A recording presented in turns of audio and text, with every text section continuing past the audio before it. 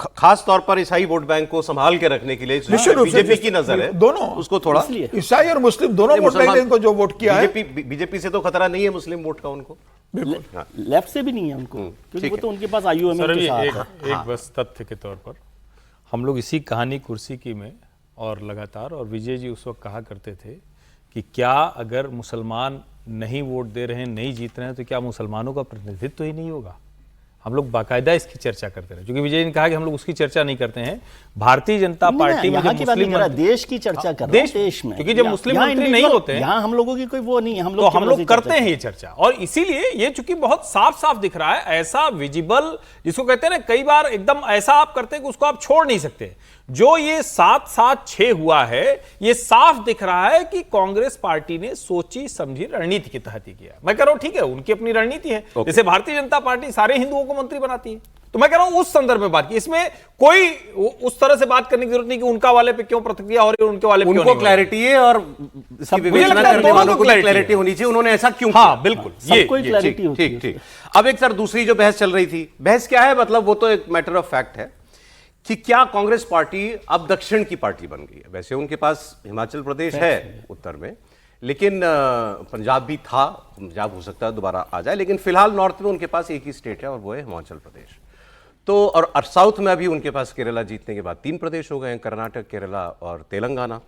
तो ये भी बात हुई, अभी आपको याद होगा राहुल गांधी ने पीछे एक बच्चों से बात करते हुए, एक स्टेटमेंट, कॉलेज स्टूडेंट से बात करते हुए कहा था कि बीजेपी को ये गलतफहमी है कि नॉर्थ में उसको हराया नहीं जा सकता, हम उसको हराएंगे जरूर। तो ये इन इटसेल्फ ये एक कबूलनामा है कि आप नॉर्थ में कमजोर हो, तभी तो आप कह रहे हो कि सामने वाले को लगता है कि हम उसको हरा नहीं सकते।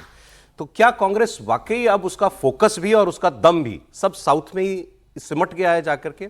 इस पर पवन खेड़ा साहब का एक रिएक्शन है, वो देख लेते हैं। अभी दक्षिण में है, इससे पहले 2018 में हम छत्तीसगढ़, मध्य प्रदेश, राजस्थान, कई राज्य जीते। आने वाले जो राज्य हैं उनके चुनाव आ रहे हैं, उसमें भी आपको दिख जाएगा। तो ये कह देना कि कांग्रेस सिर्फ दक्षिण भारत में ही है, ये गलत होगा। बताइए क्या गलत होगा? मुझे तो हंसी आई कि उन्होंने कितनी गंभीरता से ये बात बोली। अरे भाई नहीं है और कहीं, मतलब इसमें आप अगर ये सोच रहे कि हिमाचल में आप हैं और वैसे ये सब यही लोग गिनाते हैं कि इतना वोट, इतना प्रतिशत, तो 0.9% से अगर आप हिमाचल प्रदेश में हैं तो आप उधर की पार्टी नहीं है भाई, आप सब जगह हारते हैं। उत्तर प्रदेश में कितने सालों से हम तो गिनती भी नहीं कर पाएंगे, विजय जी को याद आएगा, जोड़ते जोड़ते चलिए। आपको जरूरत नहीं, अमित शाह जी ने पूरा भी सब बताया था उस दिन, किस राज्य में कब किस राज्य में कब से सरकार नहीं, और उसके बाद बता रहे हैं कि नहीं उत्तर प्रदेश, बिहार, कोई भी जितने राज्य हैं, तो कहां उत्तर भारत की पार्टी रह गई। और दक्षिण भारत में भी मुझे लगता है कि ठीक है, ये अभी संयोग इनका है कि राजस्थान, छत्तीसगढ़ और मध्य प्रदेश को उत्तर भारत में आप नहीं काउंट करते? नहीं काउंट करते हैं सरकारें, नहीं, लेकिन अभी तो एमपी में तो नहीं है, एमपी में भी वही हालत है, एमपी तो हट गया है। नहीं, लेकिन राजस्थान प्रदर्शन किया और जितनी हम लोग उम्मीद कर रहे थे कि भारतीय जनता पार्टी वहां सीटें जीत करके आएंगी, पूरा का पूरा जो पिछली लोकसभा 2019 में है वो प्रदर्ब नहीं दोहरा पाए कांग्रेस पार्टी। वोट तो मिलता है, आप आज भी अगर जैसे लोकसभा में नेशनली 20% वोट है कांग्रेस पार्टी का, पूरे से पूरे दौर में भी रहा है। जब 44 सीटें आई थी तब भी था, तब भी 18-19% वोट था। अगर आप राज्यों का, विधानसभाओं का वोट करेंगे तो वो उससे ज्यादा ही निकलेगा। कई राज्यों में 40-40% वोट लेकर के आती है। प्रॉब्लम है कन्वर्ट नहीं होता वो जीत में।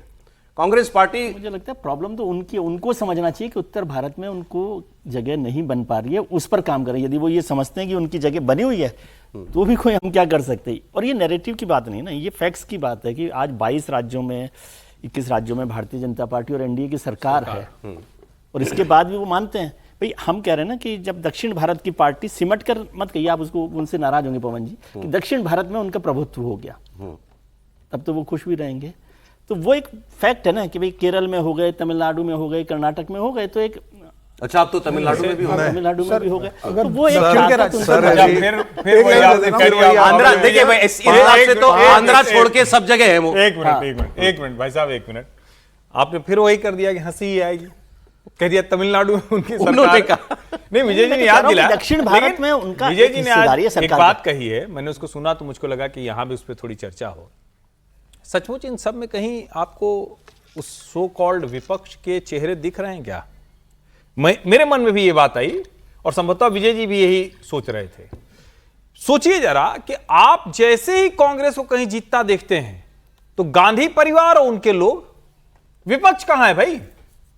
आज आपकी सरकार बनी थी, अभी ममता जी के साथ राहुल गांधी भले पहले हराने का काम किया तो उस वक्त लड़ ही रहे थे तो हराया, लेकिन उसके बाद राहुल गांधी ममता जी के साथ खड़े हुए चुनाव हारने के बाद। क्या इस चुनाव जीतने के बाद भी सबको साथ लेकर नहीं जाना चाहिए था? हारते हैं तब तो आप सबके साथ खड़े होते हैं,